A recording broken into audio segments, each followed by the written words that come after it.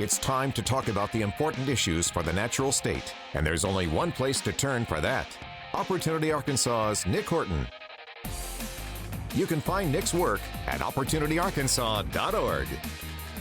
And good Wednesday morning to you. Welcome back to First News, just about 20 minutes in front of 8 o'clock. And now joining us to review last night's debate. We'll also get into a few other topics as well. Is the CEO and founder of Opportunity Arkansas, and that is Nic Horton. And Nic, welcome back to the show. How you doing this morning?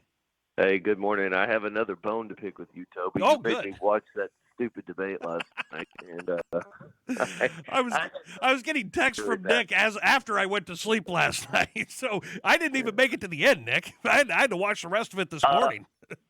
Yeah, same. I fell asleep, I think, with like 15, 20 minutes to go, but you know, it was something. I typically watch all of these things. I typically watch, you know, all of the primary debates, and I've been watching the official presidential debates going back till, you know, early 2000s, and I have to say, I'm sure we'll dive deeper into this, but I think it was probably the worst one I've ever seen, and I'm not exaggerating. I mean, I just thought it was so void of substance. It was rambly. It was all personal attacks. The moderators were horrific, and you know, clearly one-sided, and just hopping in and fact-checking only one candidate and letting the other candidate say whatever, even making some of her arguments for her. Yeah. I thought it was really, really poorly done, and I was very disappointed.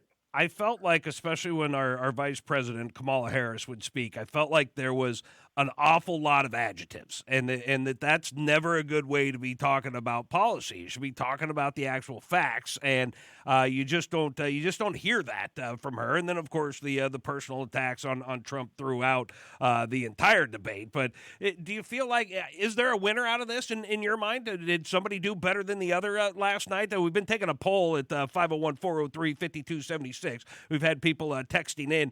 The majority of our listeners, of course, think that Trump won, but I've had a few text in that they think that Kamala Harris won. Any thoughts from you on who did better last night? You know, I knew you were going to ask me that, and I was thinking about that last night and this morning. I really think, I mean, my sense is, okay, full disclosure, I had this thought before I went to sleep last night. I thought, you know, I think this is one of those debates where the Kamala people are going to think she won, the Trump people are going to think he won, and it's probably going to be a wash. And I woke up this morning and I started reading up on the news of the day. There's a group, the Trafalgar Group. They do a lot of really good polling. They're one of the more premier polling groups out there now. They actually did an official survey, like a scientific poll last night post-debate in the swing states. And what they found, you know, they asked people, who did you support going into the debate? It's about 47% Trump, 47% Kamala, split right down the middle. Mm-hmm. And they said, who do you think won the debate? And it was 12% in Kamala's favor. Like 12% of people said they think she won, which is a pretty, you know, that's pretty decisive in terms of a debate victory. Right. And then they said, well, so now who are you voting for? And it went right back to 48-48, Trump, Kamala, split right down the middle. And so I think that was kind of my gut last night, and I think it certainly seems like it's going to prove to be true that if you were for Kamala, you're probably still for her, and you probably think she did great. You probably think she won. If you're for Trump, you know, you think he's the greatest thing since sliced bread, and you think he had a terrific debate performance, and you think he won. And at the end of the day, I don't think that what we saw last night changed very many people's minds. Nic, I would agree with you. I would agree with you completely on that. Is there any way, because one of the things that bothered me, and you touched on it earlier, was that, you know, just ABC fact-checking this living stink out of Trump, never fact-checked a single thing with Kamala Harris. And that's proven. That's an actual fact, is that they didn't do any fact-checking on her at all. Is there any way in your mind that you could set up these debates where you're not going to have, you know, one candidate against the moderators? Is that even a possibility? Is there any design that we could come up with that would make it not slanted one way or the other? Yeah, I mean, I really think, why do we even need moderators? I mean, why don't we just have, these are two, you know, allegedly professional adult people who've both served in the White House.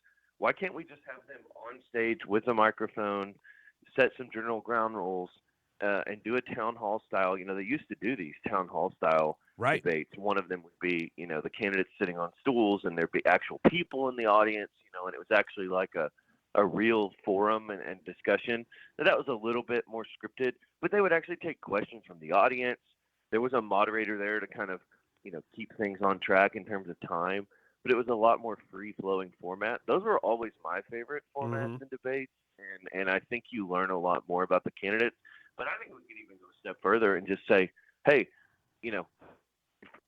cage match, like freestyle, like let's right. just throw them in there with the microphone and let them talk. And if Trump goes crazy and he starts, interrupting and cutting someone off, then, so be it. He's going to have to own that, and vice versa. But let the candidates talk. No one wants to hear the moderators. Nobody trusts their fact checks at the end of the day. All they do is expose their own bias and their own, skewed perspective on all of this. Right. And the whole, like, we're going to mute the microphones and we're not going to have an audience. And I just thought it was a disservice to the American people to do what they did last night. I don't think it clearly didn't move the needle at all. Both sides get to go out now and say that they won, and this is pivotal, and this is a turning point in the race, and it's just all theater, and it's not particularly good theater either. No, it was not. It was not. It was. I expected a little more action last night than what came out. But if anybody starts getting out of hand, then it looks bad on them. And so that does create for kind of a boring situation, if you will. But we're talking with Nic Horton this morning.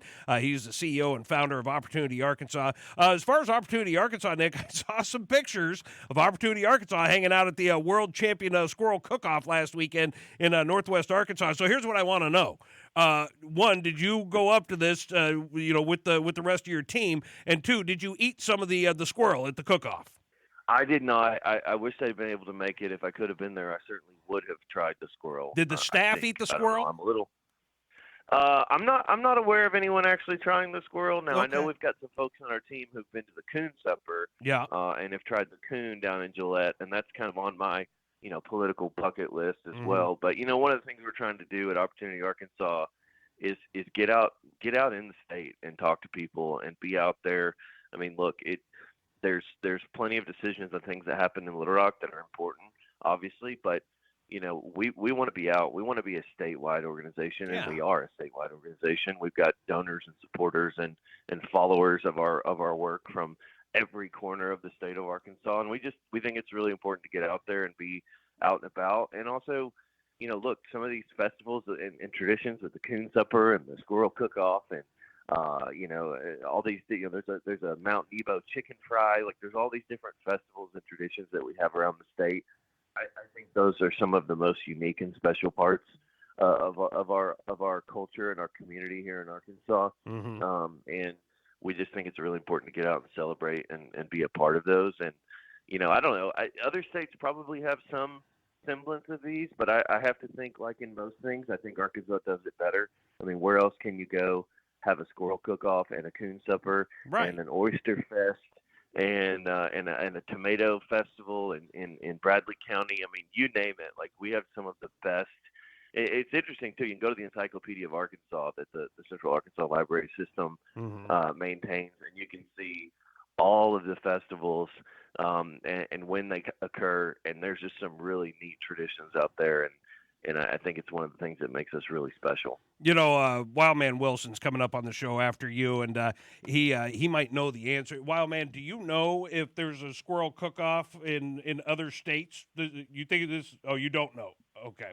All right, so not sure if other states have a squirrel cook-off or not. I'm going to say no. I've never heard of one anywhere else but Arkansas, so I think we claim that as our own. But no, it is great, Nick. And by the way, with Opportunity Arkansas going out to these events, I mean, it helps continue these events because the more tents that are out there of people doing things and creating activity, you can even call it creating content these days, but that's what we need when we go to festivals. We want to see a lot of different items there, and so it's great that Opportunity Arkansas gets out and supports these events in that way to make sure that they continue here in the state. But of course, if you want to see Nick's work, you go to opportunityarkansas.org. Nick and his team. And Nick, we always appreciate the time, man. Appreciate you stopping by. Sorry I kept you up late last night watching this debate, but we'll do it again next week.